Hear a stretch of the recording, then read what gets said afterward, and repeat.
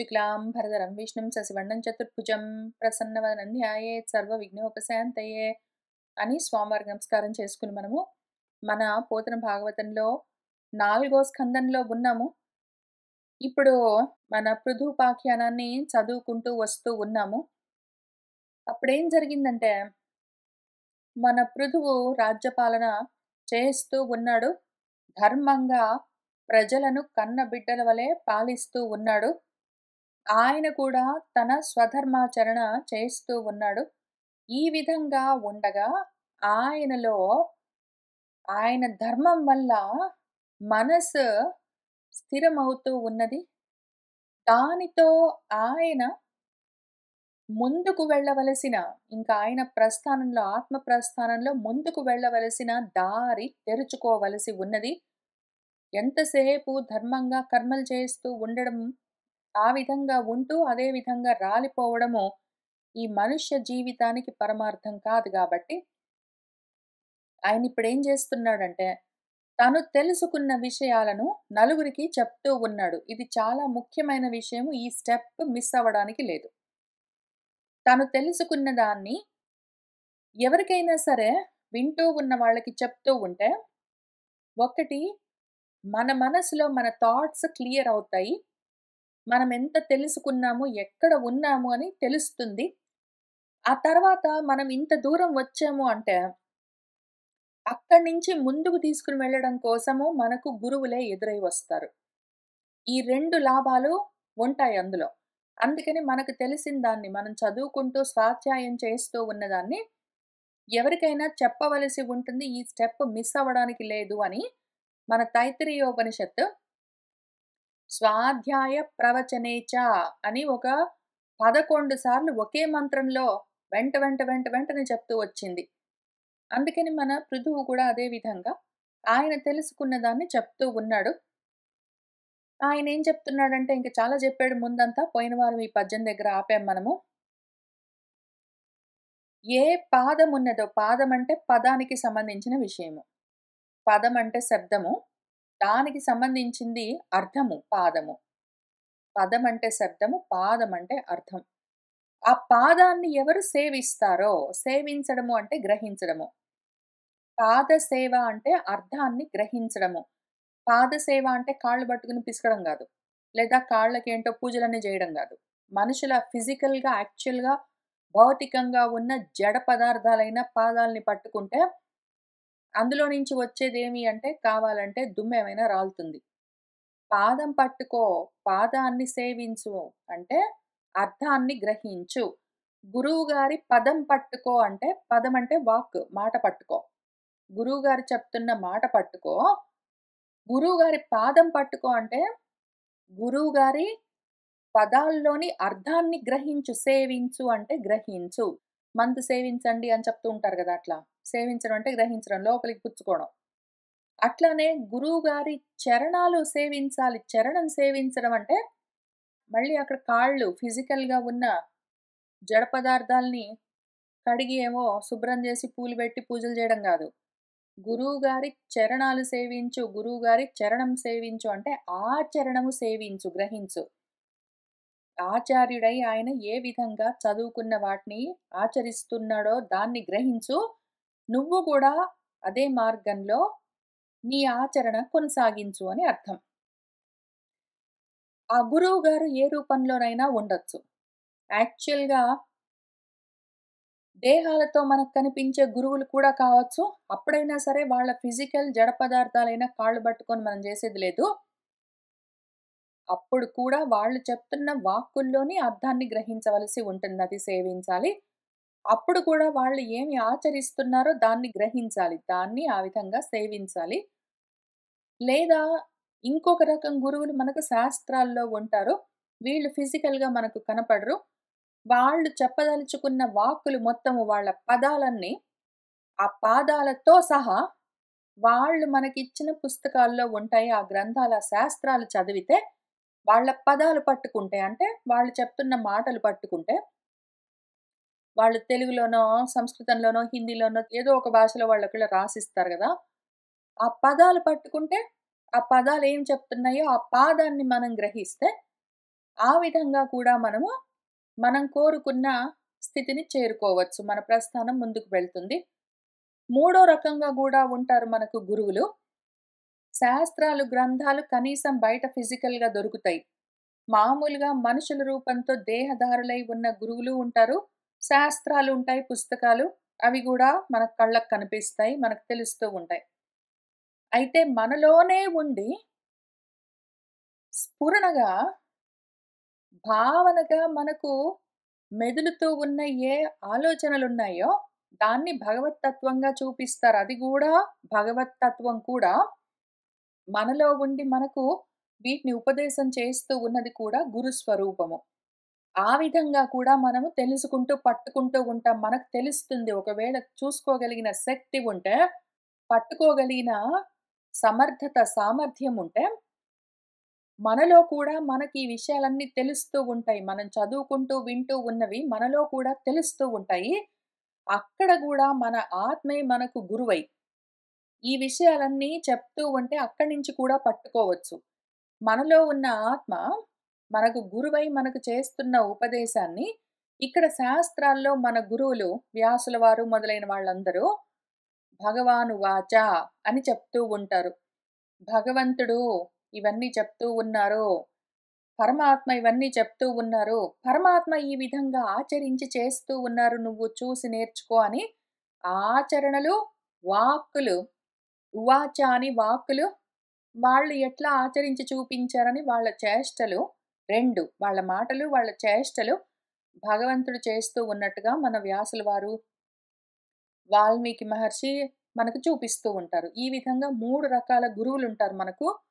వాళ్ళు ముగ్గురు మనకు ఎప్పుడెప్పుడు అవసరమో అప్పుడప్పుడు మన దగ్గరికి వస్తూనే ఉంటారు. మనం వాళ్ళ దగ్గరికి వెళ్ళినట్టు అనిపించినా గూడా, వాళ్ళు అక్కడక్కడక్కడక్కడే ఉన్నా గూడా, మనం ఆ స్థితికొస్తేనే, మనం అక్కడి నుంచి ముందుకు వెళ్ళడానికి సిద్ధమైనప్పుడే వాళ్ళు మనకు కనిపిస్తారు.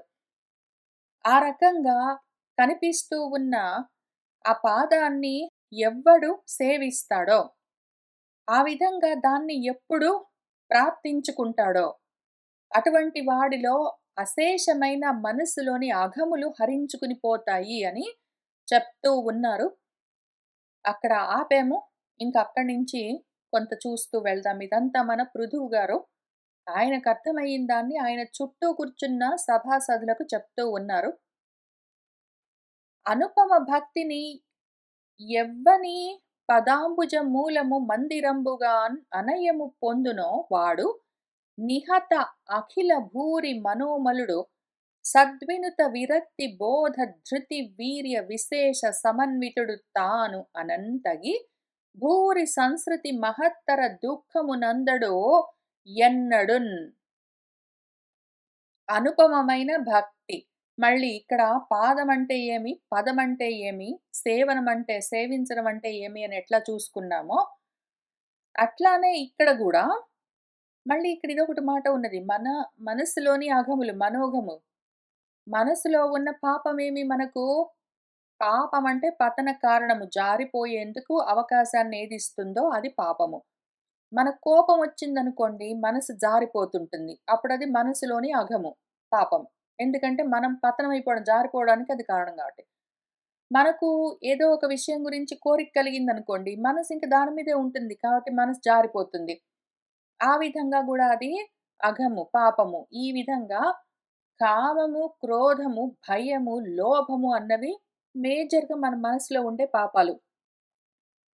ఇవి మనం జారిపోవడానికి మార్గాలు, దారులు. వీటిని నరక ద్వారాలని పిలిచారు మన గురువుగారు భగవద్గీతలో.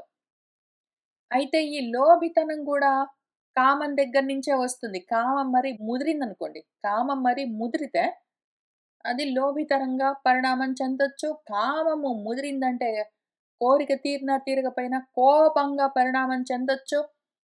కోరిక తీరుతుందో, తీరదో, ఉన్నది ఉంటుందో, ఊడుతుందో అంటే అది భయంగా పరిణామం చెందొచ్చు కాబట్టి, భయము, కోపము, లోభితనం లాంటివన్నీ గూడా మళ్ళీ కామం నుంచే వస్తాయి గాబట్టి, మేజర్‌గా మనము కామం అనుకుందాము. మనసులోని కామమే అందుకనే మనసుని కాముడు అని పిలుస్తారు. ఇంకా ఇన్ని మాటలెందుకు?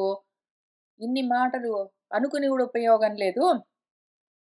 మనసులో పతనానికి కారణమైన కామమేమున్నదో, ఆ కామం ఒక్కటి ఉన్నది అంటే, దాంతోటి ఇంక దారిన పోయేవన్నీ వస్తాయి గాబట్టి, ఈ మనసునే కామమందం పట్టని, మనసులో మన్మధుడు అంటారు. మనసులో కాముడు అంటారు. మనసే కాముడు అంటారు. ఎందుకంటే మనస్సే కోరుకుంటూ ఉంటుంది. ఆ మనస్సుని మథనం చేస్తూ ఉంటుందది. ఇంకా చిలుకుతూ ఉంటుంది అదే పనిగా. ఆ రకంగా ఏవి ఉంటాయో ఆ కోరికలు మనలోని పాపాలు. మనం పాపం చేయడం అంటే వాడిని కొట్టడము, వీడిని తిట్టడము, వాడిది ఎత్తుకొని రావడము, వీడిని మోసం చేయడము, వాడిని మాయ చేయడం ఇటువంటివన్నీ ఎందుకు చేస్తాం మళ్ళీ? కోరిక ఉన్నదంటే చేస్తాము. పెద్ద పెద్ద దొరికితే ఏదో ఫిజికల్‌గా ప్రపంచంలో, లోకంలో మనకేమైనా శిక్షలు పడతాయి అటువంటివి మాత్రం పాపాలు.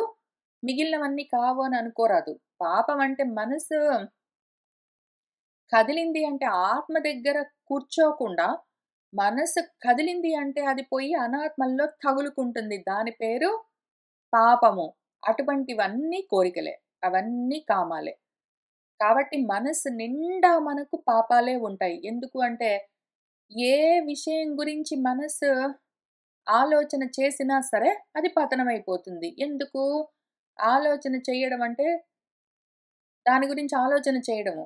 పరధ్యానంగా ఉండడం. ఆ పరమైన విషయం నాకు సంబంధం లేని అనాత్మ విషయం పైన ధ్యానం ఉండడము, పరధ్యాసలో ఉండడం ఏదుంటుందో, ఆ రకంగా ధ్యాయతో విషయాన్ పుంసః చేశామంటే ప్రణశ్యతి అని పూర్తిగా నశించిపోవడం ఉంటుంది. ఇంక అన్ని రకాలుగా భ్రంశము, భ్రష్టము, నాశము అని చెప్పుకుంటూ వచ్చారు మనకు మన భగవద్గీతలో ఆ 2 పద్యాల్లో. ధ్యాయతో విషయాన్లో. కాబట్టి అఘం అంటే ఏంటో గూడా మనసులో ఉన్న పాపం అంటే ఏంటో, మనలో ఉన్న పాపం అంటే ఏంటో గూడా మనకు క్లారిటీ ఉండాలి. పాపాలు చాలా జేసుకున్నామండి అందుకని ఇట్లా పుట్టవలసొచ్చింది గాదు. పాపాలు ఉంటూనే ఉంటాయి. ఏదో విషయం గురించి మనకు ఆలోచన, అనాత్మ విషయాల గురించి ఆలోచన ఉంటూనే ఉంటుంది. ప్రతి అనాత్మ విషయం గురించిన ఆలోచన పాపం. ఎందుకంటే, ఆత్మకు దూరం చేస్తుంది కాబట్టి. ఆత్మలో నుంచి జారి చ్యుతమయ్యి, అనాత్మలో వెళ్లి తగులుకుంటాం కాబట్టి. అటువంటి వాటన్నింటిని కూడా హరించాలి అంటే మనమేం జేయాలి? ఈ చదువుకుంటున్న శబ్దాల్ని పట్టుకుంటే అంత మాత్రానికే సరిపోలేదు. ముందు శబ్దాలు పట్టుకోవాలి శ్రవణంతోటి.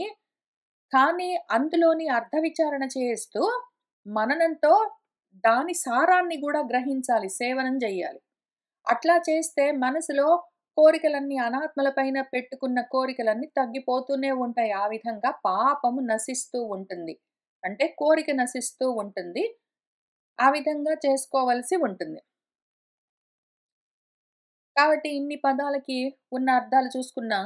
ఇప్పుడిందులో ఈ చంపకమాలలో ఉన్న భక్తి అన్నదానికి అర్థం చూద్దాము. భక్తి అనగానే అదేంటో మరి విచిత్రమైన విషయం అనుకుంటాము. భక్తి అంటే భక్తమై ఉండడం అంటే, సక్తమై ఉండడం అంటే తగులుకుని ఉండడము అని అర్థం.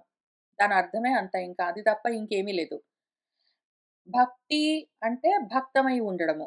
విభక్తి అంటే విభక్తమై విడిపడి ఉండడము. వేరై ఉండడము. భజనము అంటే గూడా అంతే. భజనము అంటే తగులుకుని ఉండడము. విభజనము అంటే వేరై ఉండడము. భజన అనగానే ఇంకా రామ రామ రామ రామ అని భజన చేయడము.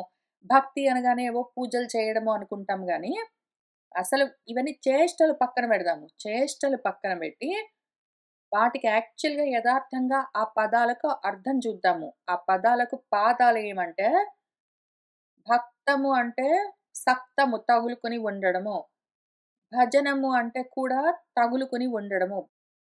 భజనము అంటే విభజనము గాకుండా, వేరు గాకుండా కూడి ఉండడము.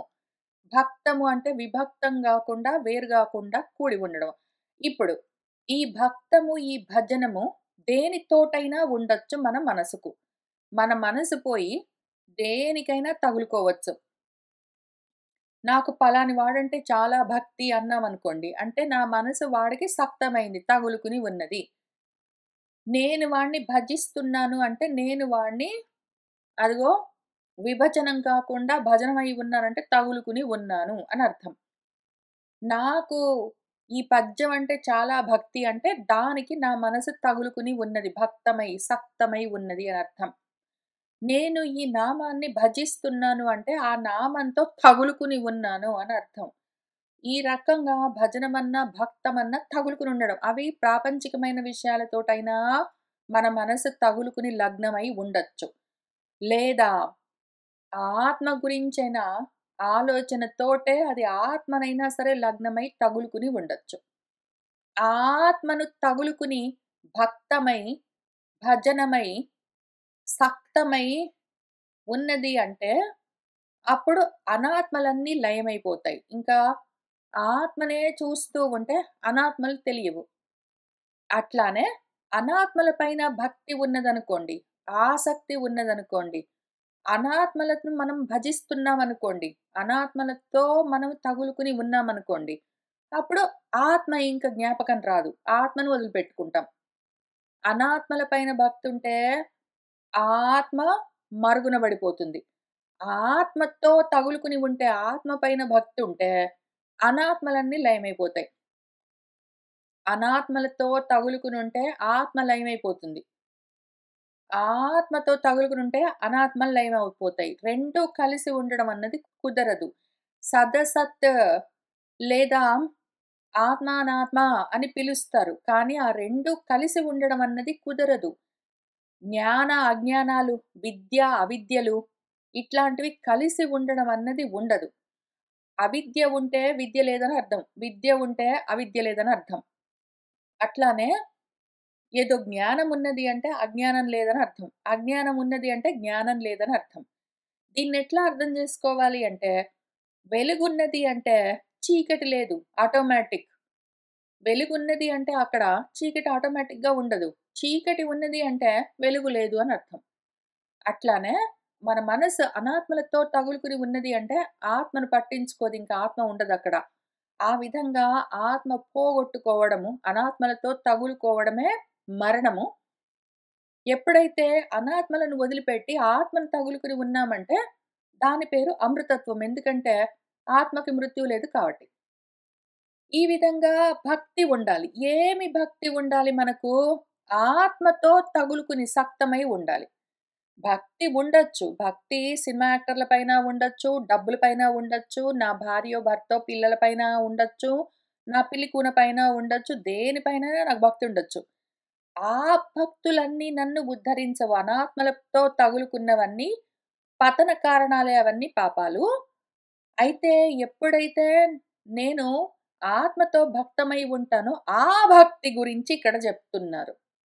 ఒకవేళ నేను భక్తి అనుకుంటూ ఏదైనా ఒక సాకార రూపాన్ని బెట్టుకొని, రాముడంటే నాకు భక్తి, కృష్ణుడంటే నాకు భక్తి అంటే కూడా, రాముడిని, కృష్ణుడిని నేను అన్న ఆత్మతత్వానికి వెంటనే నిరాకారమైన, నిర్వికల్పమైన ఆత్మతత్వాన్ని పట్టుకోవడానికి కష్టంగా ఉన్నప్పుడు, సాకారమైన, సవికల్పమైన ఏదో ఒక రూపాన్ని చూసుకొని కనీసము అనాత్మలు ఇల్లు, పిల్లికున్న, భార్య, భర్త, పిల్లలు, నా డబ్బులు అని ఇటువంటి వాటిపైన ఉన్న భక్తిని పక్కకు పెట్టి, అవి డైరెక్ట్‌గా వదలడం కష్టం గాబట్టి, మనసుకి వదిలిపెట్టు, వదిలిపెట్టు అంటే అది వినదు. అంతకన్నా ఇంట్రెస్టింగ్‌గా, రుచికరంగా ఉన్న దేన్నైనా చూపిస్తే, ఇంకా ఏమైనా ఆశలు కల్పిస్తే, అది అప్పుడు ఈ రుచి పట్టుకుంటే అందుకనే కథలు కథలుగా వర్ణించి, వర్ణించి, వర్ణించి రామచంద్రమూర్తి ఇట్లా ఉంటారు, రామచంద్రమూర్తి కళ్ళట్లా ఉంటాయి, కృష్ణుల వారు ఇట్లా ఉంటారు, ఈయన ఇట్లా నవ్వుతూ ఉంటారు ఎందుకు చెప్తారు? ఆ ఆచరణలన్నీ చూపిస్తూ, ఎందుకు అంటే మనం అవి చూసి నేర్చుకోవాలి. వాళ్ళ మాటలన్నీ చెప్తూ ఉంటే వాళ్ళ పదాలన్నీ పట్టుకోవాలి.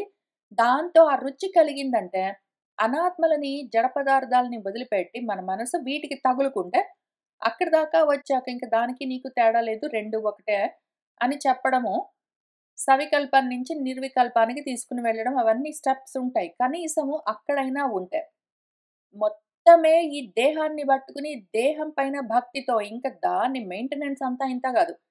ఆ దేహాన్ని జూసుకుని వాసనొస్తూ మురికి కుంటలాగా, మురుగు గుంటలాగా ఉన్న మలమూత్రాలతో, రక్తంతో, మాంసంతో, ఎముకలతో నిండి ఉన్న బస్తాను జూసుకునే, ఇంకా ఆ దేహం మీద ఓహో మోహం బెట్టుకునే, దాని మీద భక్తము ఇంక అంతా ఇంత గాదు. ఎంత భక్తి అంటే దాన్ని మెయింటెనెన్స్ పొద్దస్తమానం స్నానాలు చేయించి, ఏవో సబ్బులన్నీ ఏసి రుద్ది, దానికి రకరకాల బట్టలన్నీ వేసి, దానికేమో అలంకారాలన్నీ జేసి, దానికి ఫోటోలన్నీ తీసి వాడికి వీడికి షేర్ చేసుకుంటూ ఓహో మురిసిపోవడం ఏమున్నదో, అటువంటి పిచ్చి భక్తిలో నుంచి ముందు బయటికి తెచ్చి, దేహాభిమానంలో నుంచి బయటికి తెచ్చి, ఆ తర్వాత చుట్టూ ఉన్న మమత్వంతో కూడి ఉన్న వాటన్నింటిలో నుంచి బయటికి తెచ్చి, కనీసం ఇనీషియల్‌గా సవికల్పమైన రూపాలనైనా పట్టించి, ఇంకా అక్కడి నుంచి వీటన్నింటికి దూరంగా ఏదో ఒక భగవదాకారం అనుకుని దానికి భక్తమై ఉంటే, కనీసం ఆ భక్తయినా ఉంటే, ఇంక అక్కడి నుంచి నిర్వికల్పమైన భక్తము ఆత్మతో సక్తమై ఉండడము. అక్కడికి వెళ్ళొచ్చు. ఇప్పుడు ఇవన్నీ చెయ్యాలి. అది అనుపమం. దీన్ని చూపించడానికి ఏదో భార్య మీద, భర్త మీద, పిల్లల మీద, పిలికున మీద ఉన్న భక్తి ఇట్లా ఉంటుంది. ఏదో సినిమా యాక్టర్ మీద ఉన్న భక్తి, ఏదో పద్యం మీద ఉన్న భక్తి అంటే చూపించొచ్చు. అనాత్మల పైన భక్తి చూపించడం పర్వాలేదు. ఆత్మ గురించి నీకు నువ్వు తగులుకుని ఉండడం అని ఎట్లా చూపిస్తారు? ఉపమ అంటే దానికి పోలిక చూపించడం కూడా కష్టం. నువ్వసలు నీకు తగులుకుని లేవా? నువ్వు నీకు తగులుకోకుండా ఎట్లా ఉంటావు? First of all. నువ్వు నీకు వేరుగా ఎట్లా ఉంటావు? మళ్ళీ కొత్తగా వచ్చి నిన్ను నువ్వు తగులుకోవడానికి, అంతకన్నా ముందు నీకు నువ్వు విడిపోయి ఉండడానికి అసలు రెండిటికి అవకాశం ఉంటుందా? నీకు నువ్వు వేరుగా ఉండి, మళ్ళీ నిన్ను నువ్వు పొందడము, నీకు నువ్వు తగులుకోవడం ఉంటాయా? అయితే ఏంటంటే నీ బుద్ధిలో నుంచి నీ గురించిన ఎరుక నువ్వే పోగొట్టుకున్నావు. అనాత్మల పైన ఉన్న ఆలోచనలతో తగులుకుని ఉన్నావు గాబట్టి, ఏదో చెప్పాలి గాబట్టి భక్తి అంటే ఆత్మను ఇట్లా తగులుకో అని చెప్పాల్సిందే గానీ, లేకపోతే దానికి ఉపమ, పోలిక చూపించడానికి ఏమీ అవకాశమే లేదు. పోనీ అట్లానే ఉన్నదనుకో, ఏదో ఒకటి చెప్పడానికి రాకపోయినా గూడా చెప్తున్నాము. నువ్వు అనాత్మని గాకుండా ఆత్మను తగులుకొని ఉన్నావే అనుకో. అప్పుడు ఆ పదం ఉన్నదా మళ్ళీ మర్చిపోవద్దు. ఈ పదమంతా చెప్తూ ఉన్న మాటలన్నీ జాగ్రత్తగా విను. దాని మూలం పట్టుకో. ఈ పదాలన్నీ చెప్తూ ఉన్న మూలమేమి? మొత్తం ఈ అసత్ ప్రపంచానికి, జగత్తుకి బీజమేమి? ఎక్కడి నుంచొస్తుంది ఇదంతా? ఏ ఆత్మతత్వం నుంచి ఈ మొత్తం సత్, అసత్తులాగా, వెలుగు, నీడల్లాగా నిజంగా ఉంటాయా వెలుగు, నీడ? కలిసి ఒకటే చోట. లేనిపోనివన్నీ ఏవో ఉన్నట్టుగా కనిపిస్తున్న వాటికి మూలమైందేమి అని ఈ పదం చెప్తూ ఉంటుంది. ప్రతి శాస్త్రంలోని ప్రతి పదము, ప్రతి మాట ఇదే విషయాన్ని చెప్తూ ఉంటే దాన్ని పట్టుకో. దాన్ని నీ మందిరం చేసుకో. అక్కడ పోయి కూర్చో. ఎక్కడ? ఈ బయట ఉన్న జడాకాశం దగ్గర నుంచి అందులో ఉన్న రకరకాల చెట్లు, బండలు, రాళ్ళు, పక్షులు వాటన్నింటి నుంచి అక్కడ బయట కనిపిస్తున్న మనుషుల దగ్గర నుంచి వాటన్నింటి పైన ఉన్న భక్తిని వదిలిపెట్టి, విభక్తమై వాటన్నింటితో విడిపడి, ఇంకక్కడి నుంచి నీ దేహం దగ్గరికి రా. ఆ దేహం మీద ఉన్న పిచ్చి భక్తి వదిలిపెట్టు. దాన్ని గూడా వదిలిపెట్టి, ఆ దేహం కనిపిస్తుంది గదా! అది అన్నమయ్య కోసం. దాన్ని వదిలి, ఆ లోపల ఉన్న ప్రాణమయ, మనోమయ, విజ్ఞానమయ కోశాలన్నీ దాటి, ఆనందమయ కోశాన్ని గూడా దాటి, వాటన్నింటికి వెనకాల ఏది ఉన్నది? మూలమంతా ఈ మొత్తం జగత్తు రావడానికి మూలం అక్కడ ఉన్నదే. బీజము. అని అక్కడికెళ్ళి కూర్చున్నామనుకో, దాన్ని మందిరంగా అది ఆశ్రయం చేసుకోను దాన్ని. అనయము ఎప్పుడు అక్కడే పొంది ఉన్నవాడెవడున్నాడో, బయట ప్రపంచంలో తిరగడం గాదు. వాడి లోపలికెళ్ళిపోయి అక్కడ ఆనందమయ కోసం అవతల కూర్చుంటాడు వాడు. ఆ రకంగా ఎవ్వడుంటాడో, వాడు నిహత అఖిల భూరి మనోమలుడు. వాడి మనసులో ఉన్న మలినాలంటే కామాలు. చెప్పుకున్నాం గదా! కోరికలు. మనసు జారిపోవడానికి, మనసులో ఏదైనా కోరిక కలిగిందంటే డైరెక్ట్‌గా వచ్చి ప్రపంచంలో ఉన్న వస్తువు పైకెళ్ళిపోతుందది. ఆత్మ దగ్గర నుంచి జారి డైరెక్ట్‌గా జిజ్ అని ఎళ్లి ఆ అనాత్మ వస్తువుని పోయి తగులుకుంటుంది టపీమని. అటువంటివన్నీ మలినాలు. మాలిన్యాలు, పాపాలు, అఘములు మొదలైనవి. కిల్బిషాలు ఎన్నో పేర్లు పెట్టి పిలుస్తారు. విషయం అది. నీ కోరిక. ఏదైనా ఒక శబ్దం విన్నావు, మనసిటొచ్చేసింది. ఏదో ఒకటి చూసావు, మనసిటొచ్చేసింది. ఏదో ఒక వాసన పీల్చావు, మనసిటొచ్చేసింది. అవన్నీ పాపాలు కదా! జారిపోయావు ఆత్మస్థితి నుంచి. ఆత్మకి వాసన చూడటము, దృశ్యం చూడడము, శబ్దం వినడం ఇట్లాంటివన్నీ ఉండవు మరి. నువ్వు ఇవన్నీ చేయడానికొచ్చేసావంటే, ఈ అనాత్మల్లోకొచ్చేసావని అర్థం. అటువంటి భూరి ఎన్నో ఉండొచ్చు. అఖిలం మొత్తం అన్నీ గూడా నిహతం లేకుండా పోతాయి. నువ్వు అక్కడే లోపలే కూర్చున్నావనుకో, ఇక్కడికి జారట్లేదనుకో, ఇంక ఇవన్నీ ఉండవు కదా! ఆటోమేటిక్ క్యాన్సెల్ అయిపోతాయి. అది విషయం. ఇంక వాడు సద్వినుతుడు. సత్ మార్గంలో ఉన్న వాళ్ళ చేత అనుతింపబడేవాడు వాడు. వాడికింక విరక్తి గాకపోతే రక్తి రాగం ఎక్కడుంది? కామం లేకపోతే రాగం ఉండదు. మనకు మన దగ్గర లేని వస్తువుల పైన కామం ఉండొచ్చు. ఉన్న వస్తువుల పైన రాగం ఉండొచ్చు. ఆ రాగం లేకపోవడమే మన దగ్గర ఏదైనా వస్తువు లేకపోతే కామం, కోరికుంటుంది. పోయి తెచ్చుకోవడానికి ప్రయత్నాలు, అనవసరమైన కర్మలు చేస్తుంటాము. మళ్ళీ నాకెందుకురా ఇన్ని కర్మలు అనుకుంటూ, నాకేమి ఈ కర్మ అనుకుంటూ తిరుగుతాము. ఆ కర్మ మన మీద తగిలించుకుని పైగా. ఎందుకు కర్మలు తగిలించుకుంటాము? కోరికుంటుంది కాబట్టి. కోరికింతకేమి? మన మనసులోని పాపం, దోషం. అది లేదనుకోండి, నా దగ్గర ఏ వస్తువులు ఉన్నాయని లేవు, లేవని లేవు. అనాత్మలతోటి నాకు కనెక్షనే లేదు. భక్తమైన గాలేదు నేను. అనాత్మల పైన నాకు భక్తే లేదు. నేను వాటితోటి భక్తం గాలేదు. విభక్తమై ఉన్నాను. అంటే విరక్తిగాకేముంటుందక్కడ? నేను అనాత్మలను చూసి నేను చాలా ఆనందిస్తున్నాను అంటే రక్తి ఉంటుంది, రాగం ఉంటుంది. అనురాగం అని అను అంటే అనుసరించి, ఆ వస్తువులను, మనుషులను వాటిని చూసి, వాటిని అనుసరించి నాకు వాటి పైన ఉన్న రాగము అంటే అవి నన్ను ఆనందింపజేస్తాయి అని ఏ అభిమానం ఉంటుందో, ఆ అనురాగము ఇంకెందుకుంటుంది? నేను భక్తమైతే రాగం ఉంటుంది. నేను విభక్తమైతే విరాగం ఉంటుంది. విరక్తి ఉంటుంది. నేను సక్తమైతే రాగం ఉంటుంది. భక్తము సక్తమయ్యానంటే రక్తి ఉంటుంది. నేను విభక్తమయ్యానంటే నాకు విరక్తి ఉంటుంది. అట్లా ఉంటుంది పరిస్థితి. విరక్తి కలిగింది అంటే బోధ ఉంటుంది. జ్ఞానం కలుగుతుంది. వైరాగ్యం కలిగితే జ్ఞానం గ్యారంటీ. ఈ కనెక్షన్ మీరు ఎవ్వరికి వాళ్ళు మీ మనసులో చేసుకోవలసి ఉంటుంది. భక్తి, జ్ఞానము, వైరాగ్యము ఇదొక పెద్ద త్రిపుటి. భక్తి లేకపోతే భక్తిని ప్రాపంచికమైన విషయాలపైన భక్తి ఉంటే వైరాగ్యము, జ్ఞానము 2 క్యాన్సెల్. ప్రాపంచికమైన విషయాలపైన భక్తి గాదు. ఆత్మతో నీకు శక్తి ఉన్నది అంటే, రక్తి ఉన్నది అంటే, రాగం ఉన్నది అంటే, ఓన్లీ అప్పుడే బోధ, విరక్తులు, జ్ఞాన వైరాగ్యాలు. భక్తి లేకుండా జ్ఞాన వైరాగ్యాలు కలిగే అవకాశం లేదు. ఏ భక్తి మళ్ళీ? ప్రాపంచికమైన విషయాలతో తగులుకుని ఉంటే ఆ భక్తి ఏదున్నదో అది గాదు.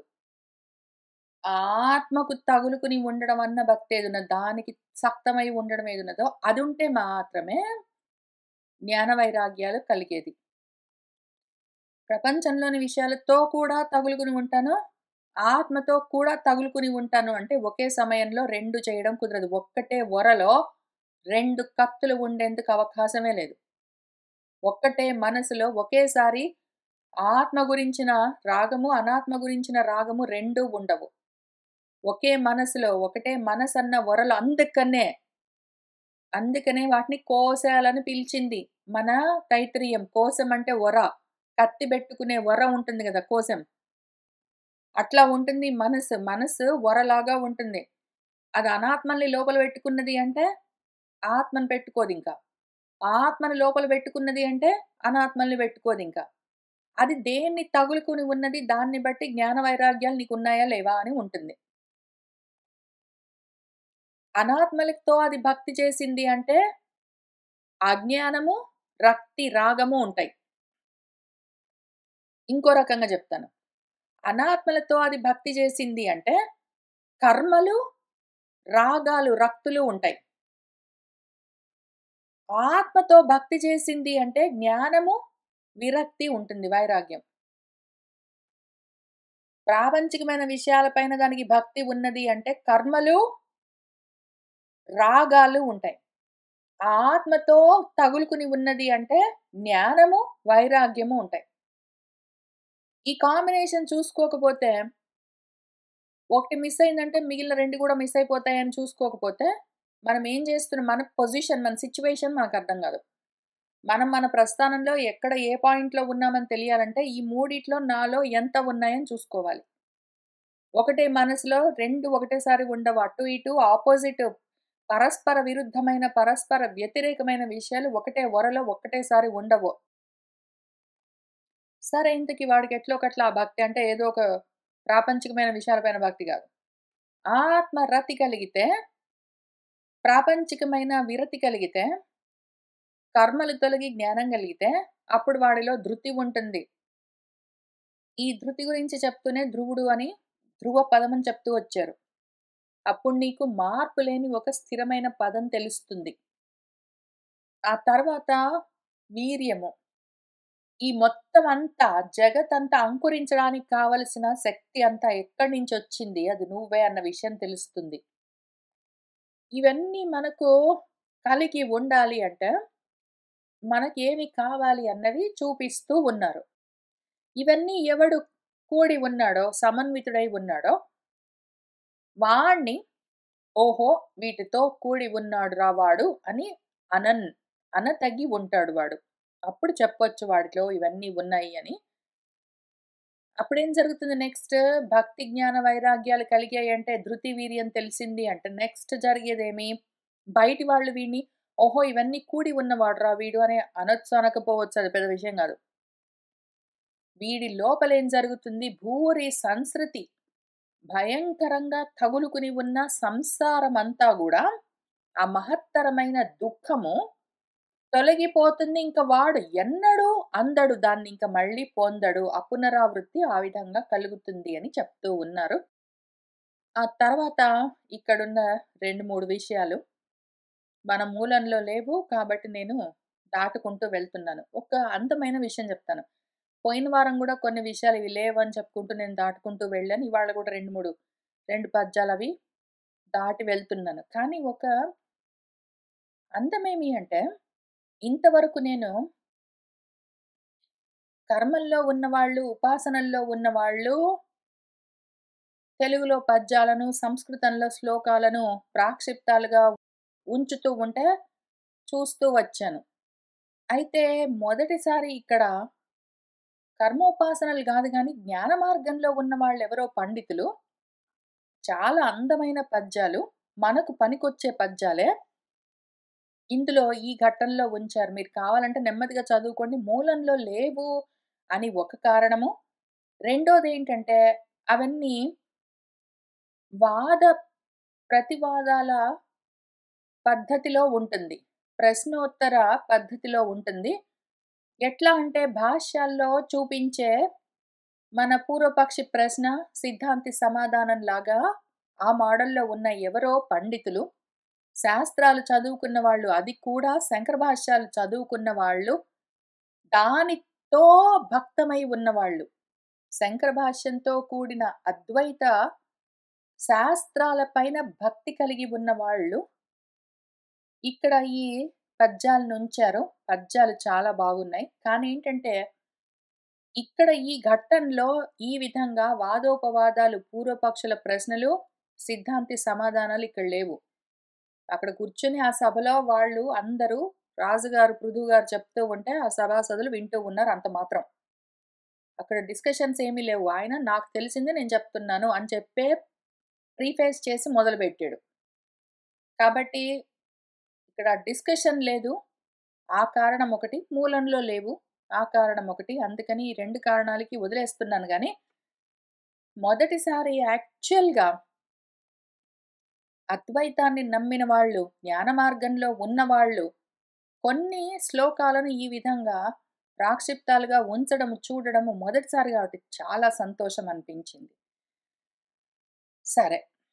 ఆ తర్వాత కావున మీరలు ఆ వాసుదేవుని అధికారానుసారంబున నిశ్చితార్థ ఫలసిద్ధి గలవారలై మనోవాక్కాయ కర్మంబుల నిష్కపట వృత్తింతగిలి వినుతిన్ అతి పరిచర్యాపూర్వకంబుగా కామదుఘంబులైన అతని పాదపంకజంబులు భజింపుడో అదియునుగాక. కావున కాబట్టి మీరందరూ కూడా ఆ వాసుదేవుని అధికార అనుసారంబుగా మీ అధికారాన్ని బట్టి మనకు 2 రకాల అధికారాలుంటాయి. మనకైతే కర్మాధికారం ఉంటుంది. లేదా జ్ఞానాధికారం ఉంటుంది. కర్మణి ఏవ అధికారః తే అని మన భగవంతుడు చెప్తూ కర్మాధికారుల కోసం చాలా శ్లోకాలు చెప్తూ వచ్చారు. జ్ఞానాధికారుల కోసం ఆత్మపరంగానే ఉపదేశం చేస్తూ వచ్చారు. పైగా జ్ఞాననిష్ట, కర్మనిష్ట అని రెండే 2 మార్గాలుంటాయి అని ఆయనే భగవద్గీతలో చెప్తూ వచ్చారు. కాబట్టి మనకు మొత్తం కలిపి రెండే 2 అధికారాలుంటాయి. నాకు జ్ఞానానికి అధికారం ఉన్నదా యోగ్యత? నాకు కర్మలకే అధికారము ఉన్నదా? దానికోసమే నాకు యోగ్యత, అర్హత ఉన్నదా అని మనకు తెలియాలి. మనము జ్ఞానాధికారులమా? కర్మాధికారులమా? అని తెలియకుండా ఈ శాస్త్రాలు చదువుకుంటే చాలా కష్టంగా ఉంటుంది. మన మనసు కర్మలను తగులుకొని ఉన్నదనుకోండి. మన మనసు ఇక్కడ చూపించినట్టు మన భక్తి మొత్తము ప్రాపంచికమైన విషయాలపైన ఉన్నది. విరక్తి లేదు. రాగం ఉన్నది ప్రాపంచికమైన విషయాలపైన. అటువంటప్పుడు బోధ ఉండదింక. కర్మే ఉంటుందని చెప్పుకున్నాం అందుకనే. మనం అప్పుడు కర్మాధికారులము. కానీ ఎప్పుడైతే మన మనసు ఆత్మను గట్టిగా తగులుకొని ఉన్నది, అనాత్మల పైన విరక్తితో ఉన్నది అంటే, అప్పుడు దానికి ఆటోమేటిక్‌గా బోధ అంటే జ్ఞానమే ఉంటుంది. అప్పుడు మనం జ్ఞానానికి అధికారులము. జ్ఞాన నిష్టలో ఉన్నామని అర్థం. అందుకనే ఇది తెలుసుకోవడం అంత ముఖ్యము. భక్తి, జ్ఞాన, వైరాగ్యాలు మనలో ఎక్కడెక్కడున్నాయి, ఎంత ఉన్నాయని మనకు తెలియకపోతే, మనము ఏ నిష్టలో ఉన్నాం, ఏ మార్గంలో ఉన్నామని మనకు అర్థం గాదు. అటువంటప్పుడు ఏం జరుగుతుందంటే, శాస్త్రాల్లో 2 చెప్తారు. జ్ఞాననిష్ట చెప్తారు, కర్మనిష్ట చెప్తారు. అయితే మనం ఏ నిష్టలో ఉన్నామో తెలియకుండా 2 చదువుకున్నామంటే, ఏది పాటించాలో అర్థం గాకుండా, అటు ఇటు గాకుండా ఉంటాము.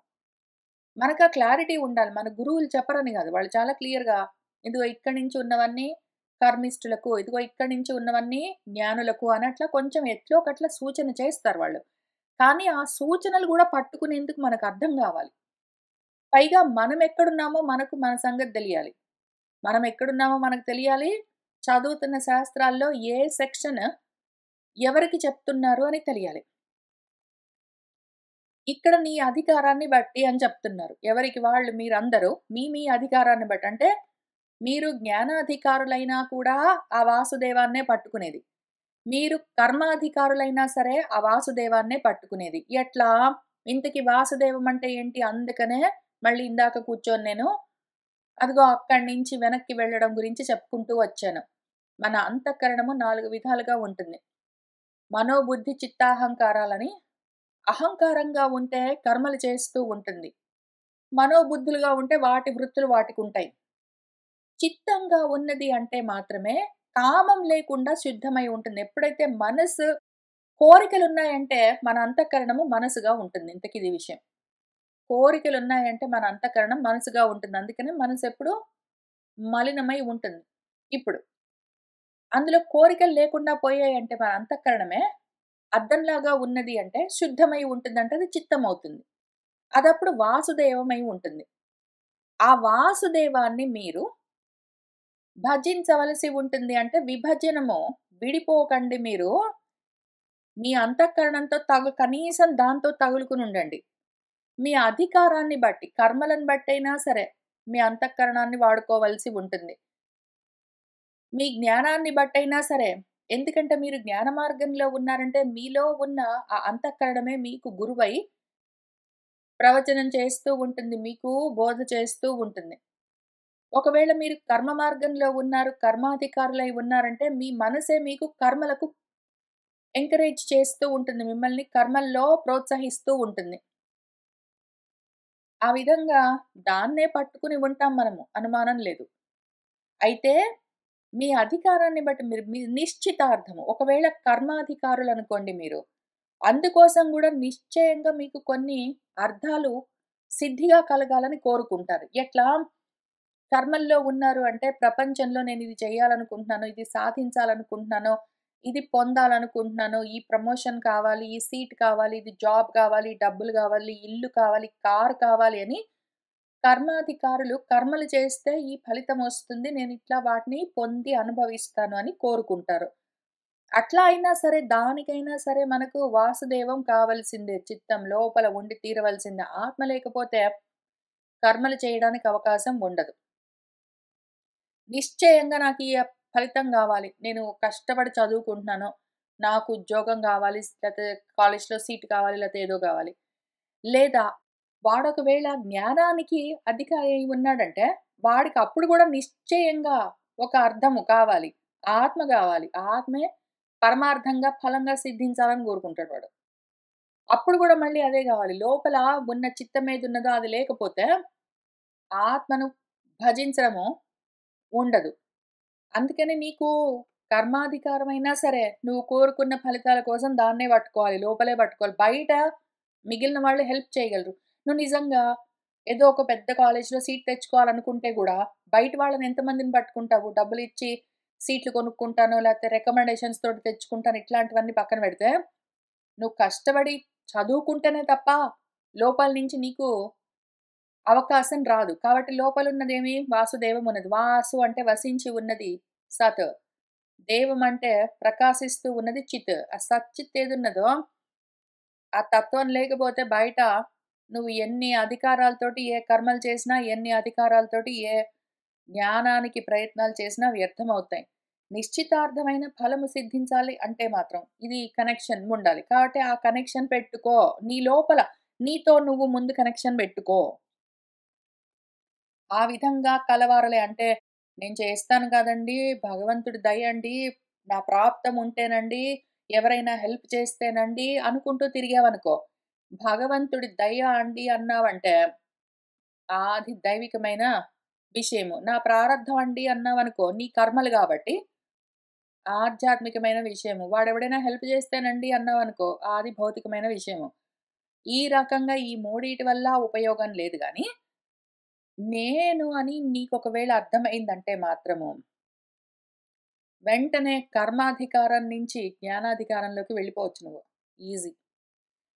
ఏదో ఒకటి నీ ఇష్టము, నీ అధికారాన్ని బట్టి ఆ వాసుదేవుడిని పట్టుకో. నీకు ఒక నిశ్చయమైన అర్థము, ఫలము సిద్ధిగా కలగాలి అంటే మాత్రం, మనస్సు, మాట, నీ చేష్ట 3 గూడా ఒక్క పద్ధతిలో ఉండాలి. ఒకవేళ నీ మనసులో నువ్వు ఒకటనుకుంటావు, మాటగా ఒకటంటావు, చేతులతో ఒకటి ఇంకేదో జేస్తూ ఉంటావు అంటే మాత్రం అశుద్ధిగా ఉంటుంది. ఇంక దాంతోటి నువ్వు ఏది సాధించలేవు. నువ్వు మనసులో ఒకటి సంకల్పం చేస్తావు, అది నేను చేస్తానని చెప్తావు, అట్లనే చేస్తూ ఉన్నావు అంటే, అప్పుడు త్రికరణ శుద్ధి 3 కరణాలు ఒకే మాట మీద ఉన్నాయి గాబట్టి, దాంతో నువ్వేదైనా సాధించొచ్చు. పైగా నిష్కపటంగా, ఏ కపటం లేకుండా, మాయ, మర్మం లేకుండా, నిన్ను నువ్వు మాయ జేసుకుంటే ఎవరిని మోసం చేస్తున్నావు. ఆత్మద్రోహం నువ్వే చేసుకుంటావు. నువ్వు మనసులో ఒకటి పెట్టుకొని ఇంకేంటో చెప్తూ, ఇంకేంటో చేస్తూ ఉంటే పక్కన వాడిని మోసం చేస్తున్నా అనుకుంటున్నావు గానీ, నీకు నువ్వే ఆత్మాపకారం చాలా ఎక్కువగా చేసుకుంటావు. సరే ఎనీవే ఈ రకంగా నువ్వు నిష్కపటంగా ఉండి, ఆ రకంగా తగులుకోవడం ముఖ్యం. వినుతిని చాలా గొప్పగా, అతి పరిచర్యాపూర్వకంగా, గొప్పగా సేవించాల. లోపల ఉన్నది ఏంటో చెప్తూ ఉంటుంది. దాన్ని గ్రహించాలి. నీలో పోని నువ్వు భగవంతుడే నాలో కూర్చొని చెప్తున్నాడనుకో పోని. ఆ విధంగానైనా సరే లోపల జరుగుతూ ఉన్నదాన్ని నువ్వు గ్రహిస్తూ ఉండాలి. లోపలేం జరుగుతుందో నీకు పట్టించుకోవడం, అర్థం చేసుకోవడం రాదు. ఎంతసేపు బాహ్యమైన విషయాల గురించి ఆలోచన చేస్తూ ఉన్నావు అంటే, జారిపోతూనే ఉంటావు. ఎందుకంటే బాహ్యమైన వాటిలోకి వెళ్ళిందంటే మనసు జారుతుంటుంది కాబట్టి. కామదుఘం నీ కోరికలన్నీ బయటున్నాయనుకుంటున్నావా? ఆ కోరికలన్నీ తీర్చేది లోపలే ఉన్నది నువ్వే. కాబట్టి అతని అంటే ఎవరు? ఆత్మ యొక్క పాదం పట్టుకున్న పైన పదం పట్టుకున్నావా? ఇక్కడెక్కడో. ఇక్కడెక్కడో పదం పట్టుకున్నావు గదా! ఆ పదం యొక్క పాదం ఇక్కడ పట్టుకో పటు. పాదాలు తెలియాలి. పాదాలుండాలి. పాదము అంటే అర్థము దానంతట అది వెంటనే ఒకవేళ రాకపోతే పదం పట్టుకో, వాక్కు పట్టుకో. ఆ మాటల్లో నుంచి అర్థం తెలుసుకుంటూ ఉండు.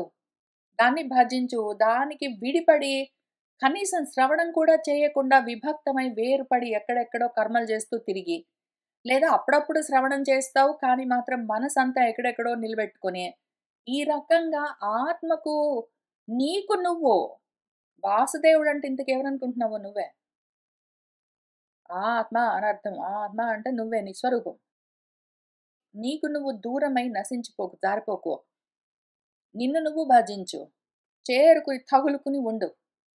నన్ను నేనెట్లా తగులుకుంటానండి అంటే, అందుకనే చెప్తున్నాము. దాన్ని ఎక్స్‌ప్లెయిన్ చేయడం కష్టం కాబట్టి ఎట్లో ఒకట్లా అనాత్మల్ని తగులుకోకు, నిన్ను నువ్వు తగులుకో అని చెప్పాల్సొస్తుంది గానీ, నిన్ను నువ్వు తగులుకోవడం, నిన్ను నువ్వు విడిపోవడం ఎట్లా ఉంటుంది?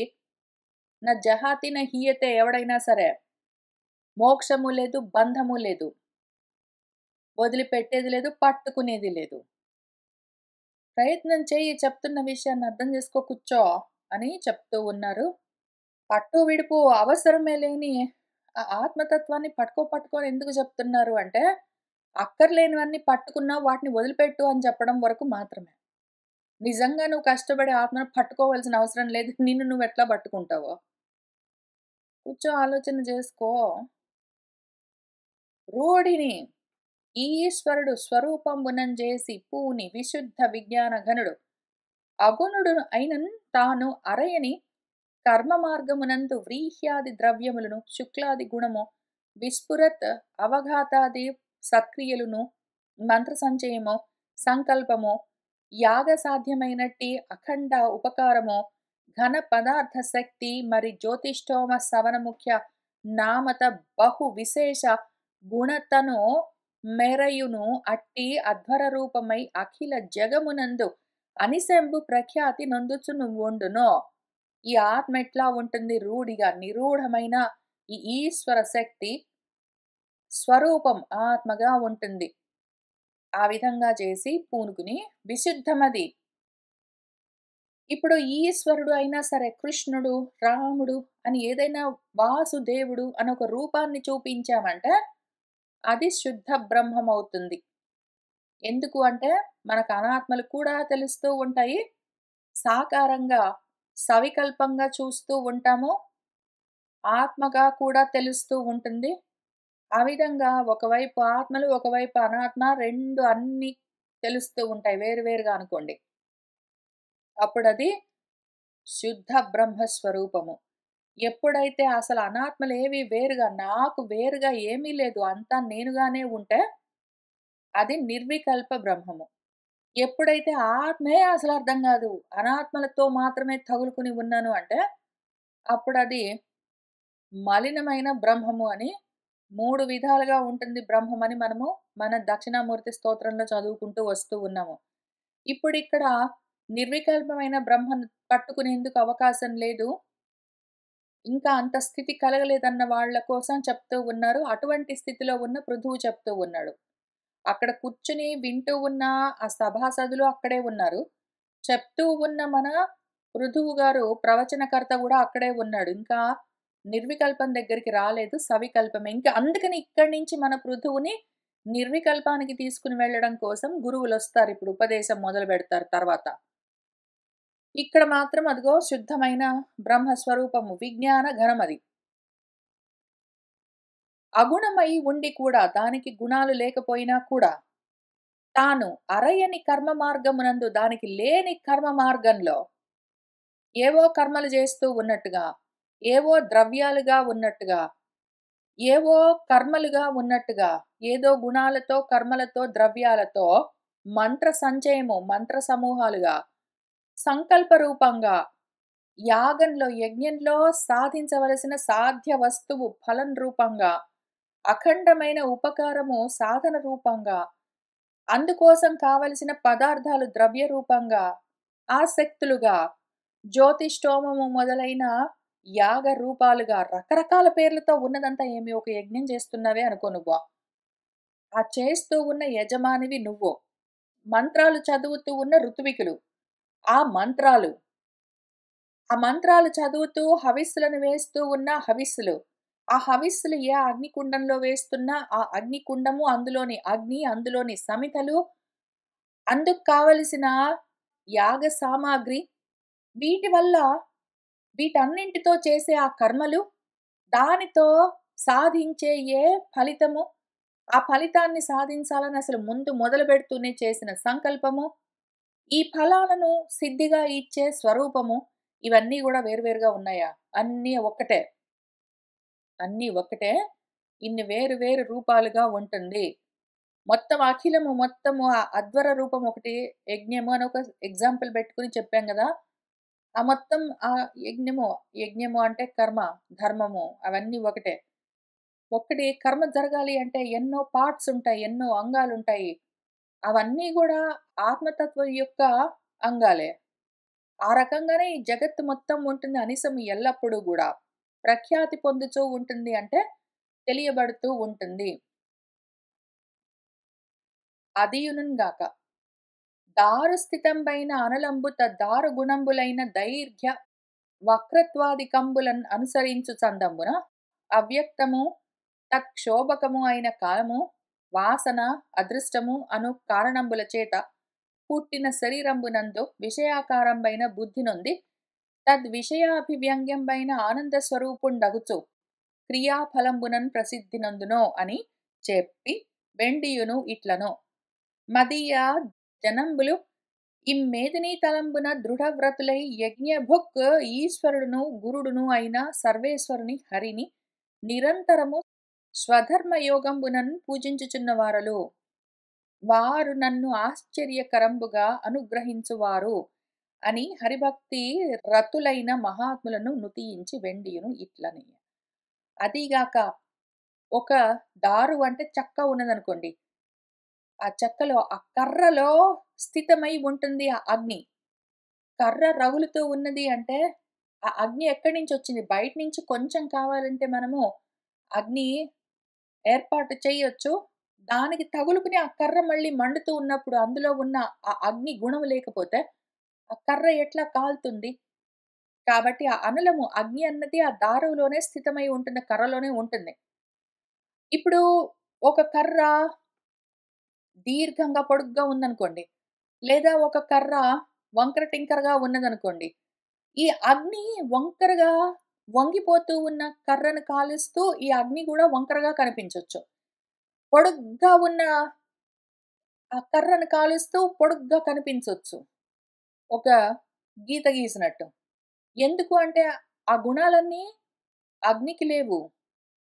అది ఏ ఉపాధిని తగులుకుని కనిపిస్తూ ఉన్నదో ఆ గుణాలు ఆ ఉపాధివి. అట్లానే అదే చందంబున అసలు అవ్యక్తము దాన్ని క్షోభపెట్టే కదిలించే కాలము, కాలమే ఎప్పుడు దేన్నైనా కదిలించేది.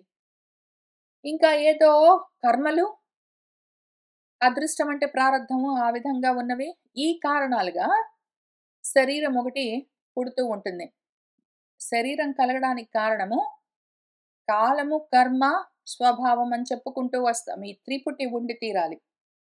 కాల, కర్మ, స్వభావాలు ఉన్నాయి అంటే జన్మలొస్తాయి. జన్మ అంటే మనం పుట్టడం అనే గాదు. మామూలు చిన్న ఎగ్జాంపుల్ చూద్దాం.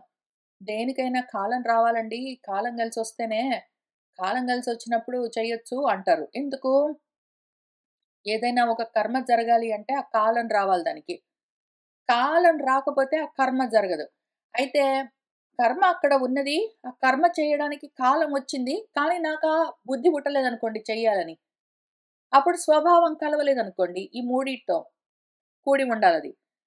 కాలం ఉన్నది, చేయవలసిన కర్మ ఉన్నది. కానీ చేసే బుద్ధి లేదనుకోండి. నాకు చేయాలన్న బుద్ధి కలగట్లేదనుకోండి. స్వభావం మిస్ అయింది గాబట్టి, కాలకర్మలు ఉండి గూడా స్వభావం మిస్ అయితే ఆ పని జరగదు. లేదా చెయ్యాలి అన్న బుద్ధి నాకు పుట్టింది. చెయ్యాలన్న ఉద్దేశం ఉంది. దానికి చేయడానికి కాలం రాలేదనుకోండి, ఇంకా కర్మ జరగదు. చెయ్యడానికి బోలెడంత టైముంది. చెయ్యాలన్న ఉద్దేశం నాకుంది. కానీ అక్కడ చేసేందుకు పనేమీ లేదనుకోండి, ఆ పని జరగదు. ఆ రకంగా ఏదో 1 గాని, 2 గాని లేకపోతే ఈ మూడిట్లో ఏ పని జరగదు. పుట్టడము జరగదు, పోవడము జరగదు, ఉండడము జరగదు.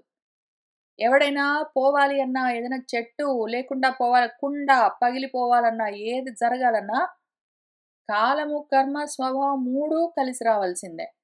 ఆ రకంగానే దేహాలన్నీ పుడుతూ ఉంటాయి. అట్లనే పోతూ ఉంటాయి. అట్లనే నడుస్తూ ఉంటాయి. ఇవన్నీ విషయాలన్న ఆకారాలతో ఉంటాయి.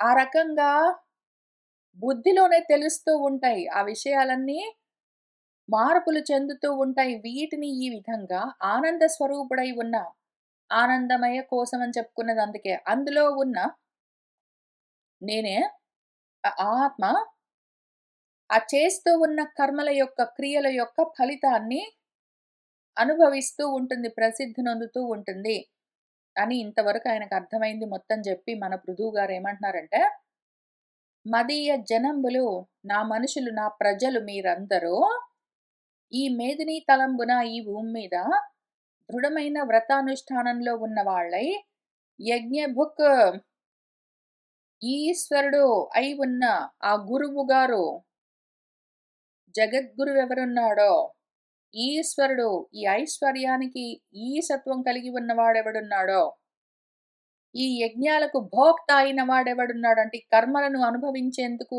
ఎవరున్నాడో, కర్మలను చేసే కర్త ఎవడో, అనుభవించే భోక్త వాడై ఉన్నవాడెవడున్నాడో, సర్వానికి ఈశ్వరుడైన వాడెవడున్నాడో, అన్నింటినీ హరింపచేసేవాడెవడున్నాడో, అన్నింటినీ ఆహరింపచేసేవాడు, అన్నింటినీ హరించేవాడు, దగ్గరికి తీసుకునేవాడు, లయం చేసేవాడెవడున్నాడో, అటువంటి వాణ్ణి నిరంతరము అంతరాయం లేకుండా మీ మీ స్వధర్మాలతో కూడి పూజిస్తూ ఉన్నారు. పూజనము, భజనము, అర్చనము అన్నింటికి ఒకటే అర్థము, దాన్ని తగులుకుని ఉండడము. అటువంటి మీరందరూ కూడా నన్ను ఇంత ఆశ్చర్యకరంగా అనుగ్రహిస్తున్నారు. మీరు మీ మీ ధర్మాలను చేసుకుంటే నేను నా ధర్మాన్ని నెరవేర్చినట్టే. ఎందుకు అంటే, రాజుగా మీ మీ ధర్మాలు మీరు ఆచరించే విధంగా చూడడము నా ధర్మము. మీ మీ ధర్మాలు ఆచరించుకునేట్టు చెయ్యడము, అందుకోసం జీవికని కల్పించడము, ఒకవేళ మీ ధర్మాలు మీరు ఆచరించుకోకపోతే దండించడము, మళ్ళీ క్రమశిక్షణతో మీ ధర్మాలు మీరు ఆచరించుకునే విధంగా చూడడం, ఇవన్నీ రాజుగా నా ధర్మాలు. మీరు నన్నింత ఇబ్బంది పెట్టకుండా మీ మీ ధర్మాల్ని మీరు ధర్మంగా ఆచరిస్తూ ఉన్నారు కాబట్టి నన్ను ఎంతో అనుగ్రహిస్తూ ఉన్నారు అని హరిభక్తి కలిగిన వాళ్ళ గురించి చెప్పి, ఇంకా ఇక్కడి నుంచి కొంత ఆ హరిపైన భక్తి లేని, ఆత్మ గురించిన రతి లేని వాళ్ళ గురించి చెప్తూ ఉన్నాడు. వరసంపద్ విభవ ప్రతాప సుమహైశ్వర్యంబులన్ పొల్చు ఈ ధరణీనాథుల తేజము అంచిత తపో దాంతి క్షమా విద్యలన్ కరమొప్పారు ధరా సుపర్వ హరిభక్త శ్రేణులందు ఎప్పుడునో ధరలోనన్ ప్రభవింపకుండునో అని ఆ ధాత్రీ విభుండు ఇట్లను. ధరణీనాథులు రాజులు ఉన్నారనుకో, అంటే కర్మ మార్గంలో ఉన్నవాళ్ళు రకరకాల శ్రేష్టమైన వరమైన సంపదలను, ఆ వైభవాలను, వాటన్నింటినీ అనుభవిస్తూ ఉంటారు.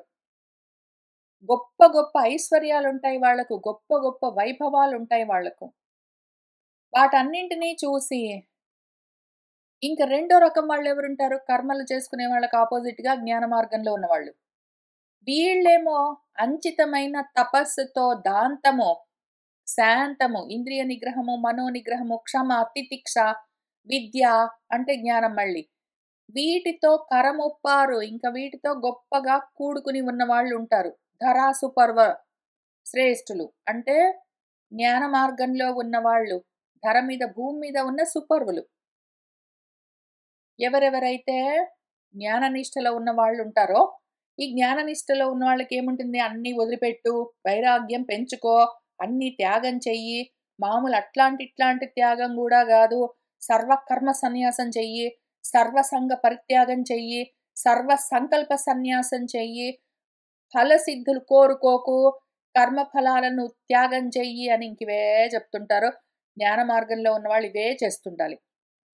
ఇవి చేస్తే వాళ్లకు భోగాలు ఉండవు, ఐశ్వర్యాలు ఉండవు, ప్రభావాలు ఉండవు, విభవాలు వైభవాలు ఉండవు, ఏమీ ఉండవు.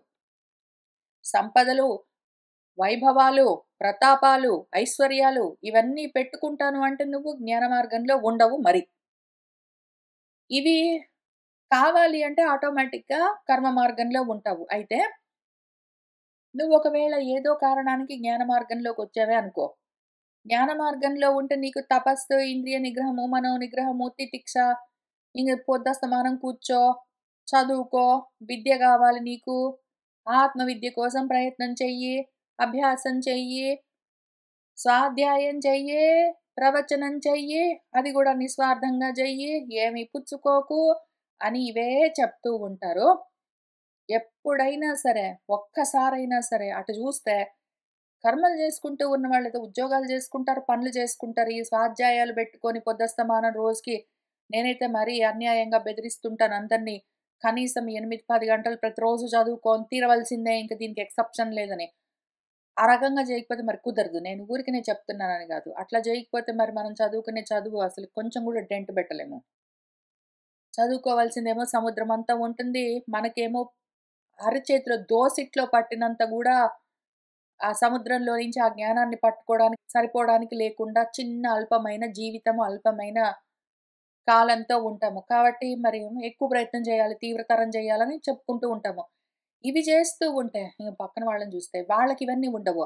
పొద్దస్తమానం చదువుకోవడం, నోట్స్ రాసుకోవడం, డిస్కస్ చేయడం, ఇదే ఆలోచించడం, కోరికలు తగ్గించుకోవడం, వద్దు వద్దనుకోవడం, అన్నీ త్యాగం చేయడం. ఇవెందుకు చేస్తారు వాళ్ళు? ఓహో! ఉద్యోగాలు చేసుకుంటారు, డబ్బులు తెచ్చుకుంటారు, చక్కగా అవి ఇవి కొనుక్కుంటారు, తింటూ ఉంటారు, సుఖిస్తూ ఉంటారు. వాళ్ళని చూస్తే కుళ్ళనిపించిందనుకోండి. ఎందుకు ఈవిడ ఇంత చేసి ఇప్పుడు ఏదో నీ ముక్కెక్కడుందిరా అంటే, డైరెక్ట్‌గా చూపించకుండా, ఇండైరెక్ట్‌గా ఎక్కడి నుంచో తిప్పుకుంటూ, తిప్పుకుంటూ వచ్చి చూపించినట్టు, సుఖించడం కోసమే గదా! ఆత్మ సుఖం కావాలి అనుకుని ఇంత ప్రయత్నం చేయడం ఎందుకు? వీళ్ళు ఆల్రెడీ ఆత్మ సుఖాన్ని ఇప్పుడే పొందుతున్నారు గదా! కర్మలు చేసుకుంటే ఏవో అనుభవాలతోటి వాళ్ళు ఆల్రెడీ హాయిగున్నారు. నాకేమి కర్మ? కర్మ మార్గం వదిలిపెట్టి జ్ఞానాన్ని పట్టుకుని, ఎప్పటికొస్తుందో రాదో తెలియని ఆ ఫ్యూచర్‌లో ఉందో అసలు లేదో గూడా తెలియని సుఖం కోసం ఆత్మ సుఖం అనుకుంటూ, ఈ శరీరాన్ని ఇంత క్షోభ పెట్టుకుంటూ, బాధ పెట్టుకుంటూ ఎందుకు నాకింత అని ఎప్పుడు కూడా ఈ భూమి మీద ఉన్నంత వరకు, ఆ దేహంలో ఉన్నంత వరకు ఇటువంటి ఆలోచన మీలో ప్రభవింపకుండా అంటే మీలో కలగకుండా ఉండుగాక. అటువంటి ఆలోచన మీలో ఎప్పుడూ కలగరాదు. వాళ్ళందరూ కర్మలు చేసుకుంటూ ఉన్నవాళ్ళు వెకేషన్స్‌కి ప్లానింగ్‌లన్నీ చేస్తూ ఉంటారు. ఫోటోలన్నీ తీసుకొని అందరికి షేరింగ్‌లన్నీ చేస్తూ ఉంటారు. ఏవేవో కొనుక్కొని తింటూ ఉంటారు. రకరకాలుగా ఏవేవో వస్త్రాలన్నీ ధరిస్తుంటారు. కార్‌లన్నీ వేసుకొని తిరుగుతూ వాటి గురించే మాట్లాడతారు. నా కూతురండి అంటారు. నా కొడుకండి అంటారు. ఎంతో ప్రమోషన్‌లంటారు. ఏదో సీట్‌లంటారు. ఇంకా అన్నీ అవే మాట్లాడుకుంటూ సుఖంగా ఉన్నారు గదా! నాకెందుకు ఇంత యాతన? ఎందుకింత నాకు కష్టము అని ఎప్పుడు గూడా ఒక్కసారి గూడా నీ మనసులో ఇటువంటి ఆలోచన ప్రభవింపకుండుగాక. అట్లాంటి ఆలోచన నీలో కలగకుండా ఉండాలి. ఎంతసేపు తపస్సు, ఏదో స్వాధ్యాయము, ఏదో తితిక్ష వీటితోటే ఎవడుంటాడు అన్న ఆలోచన నీకు రారాదు. ఇవి కావాలి అని తెలుసుకో. అవన్నీ బయట నువ్వు చూస్తూ ఉన్నవన్నీ గూడా అల్పమైన క్షణంలో నశించేలాంటి సుఖాలు, అవన్నీ దుఃఖపూరితమైన సుఖాలు. వాటి కోసం నువ్వు తాపత్రయపడకు. వాటిని చూసి, అటువంటి క్షణికమైన సుఖాలను పొందిన వాళ్ళని చూసి నువ్వు అవి కావాలి అని కోరుకోకు. నీకున్న దాన్ని, నీ తపస్సును నువ్వు వదిలిపెట్టకు అని చెప్తూ ఉన్నారు. చాలా ముఖ్యమైన పద్యం ఇది. ఇంకా ఆయనేం చెప్తూ ఉన్నారు అంటే అరయగా ఏ ధరామర పదాంబుజ రేణువులు అర్థిదాల్చి ఆ పరమ పురాణ పూరుషుడు బ్రాహ్మణ దేవుడు అయిన ఎట్టి ఈశ్వరుడు సదా అనపాయిని సాగర కన్యను సర్వలోక విస్ఫురిత పవిత్ర కీర్తియును పొంది విభూతి తనర్చన్గా ఉనన్ జ్ఞానం లేకుండా అసలు ఆ దేవుడైనా సరే ఈ ఐశ్వర్యాల్ని వాటిని ఆ విభూతిని వాటిని పొందడం కుదరదు. ఎందుకు అంటే ఆ భగవంతుడు, ఆ దేవుడు మళ్ళీ వేరుగా లేడు. ఇంత విభూతి, ఇంత ఐశ్వర్యమంతా ఇంతగా ఎందుకు నీకు కనిపిస్తూ ఉన్నది అంటే అదంతా నీ స్వరూపము, జ్ఞానము కాబట్టే. ఆ జ్ఞానానికి నువ్వు దూరమవ్వకు. జ్ఞాన నిష్టకు నువ్వు దూరమవ్వకు. కర్మను చూసి కంగారు పడి దానివల్ల కలిగే రకరకాల పదార్థాలు, ఫలితాలను చూసి నువ్వు లోభపడకు. అవి చాలా ప్రలోభ పెడతాయి. నువ్వు జారిపోకు అని చెప్తూ ఉన్నారు. మనం ఇవాల్టికి ఇక్కడికి ఆపుదాము. వచ్చే వారం మళ్ళీ ఈ చంపకమాల నుంచి చదువుకుంటూ ముందుకు వెళ్దాము. ఊరికినే చదువుకోవడం గాదు. విచారణ చేయవలసిన, ఆలోచించవలసిన, విచారణ ఆలోచన అయిపోయిన తర్వాత ఆచరించవలసిన ఆచరణాత్మకమైన విషయాలివన్నీ. ఎప్పుడు మనము కర్మలు చేస్తూ ఉన్న వాళ్ళని చూసి కుళ్ళుకోరాదు. వాళ్ళు అనుభవిస్తూ ఉన్న అనుభవాల్ని చూసి కావాలని కోరుకోరాదు. వద్దు అని చెప్పుకుంటాము. జ్ఞాన మార్గంలో ఉన్నాము కాబట్టి ఎవరైనా మనవాళ్ళెవరైనా జారిపోతారేమో అని మనకు భయము. అయితే అది కావాలి అని కోరుకునే వాళ్ళు అటు వెళ్ళొచ్చు పర్వాలేదు. కర్మ మార్గం కూడా ఉన్నది. ఆత్మ రతితో అనంతమైన, అక్షయమైన సుఖం కలుగుతుంది అని చెప్తారు. దాని బదులు దేహంతోటే అనుభవాలున్నాయి గదా! పొందొచ్చు కదా! అనుకుంటే పొందొచ్చు. నష్టం లేదు. వాళ్ళ గురించి గాదు. కానీ జ్ఞాననిష్ట ఇంకా కుదురుకోలేదు. అయినా కూడా ఇది కావాలని కోరుకుంటూ ఉన్నాము అంటే, అటువంటి వాళ్ళం మనము మనలో ఎవరైనా జారిపోతారో ఏమో అని జాగ్రత్తలు చెప్పుకోవాల్సి వస్తుంది మధ్య మధ్యలో. అందుకని మన పృథువు గారు గూడా చెప్తూ ఉన్నారు. వ్యాసుల వారు గూడా చెప్తున్నారు. పోతన గారు గూడా చెప్తున్నారు. అందుకని మనం చెప్పుకుంటూ వింటూ వస్తూ ఉన్నాము. సర్వం శ్రీకృష్ణ పరబ్రహ్మ పాదారవిందార్పణమస్తు.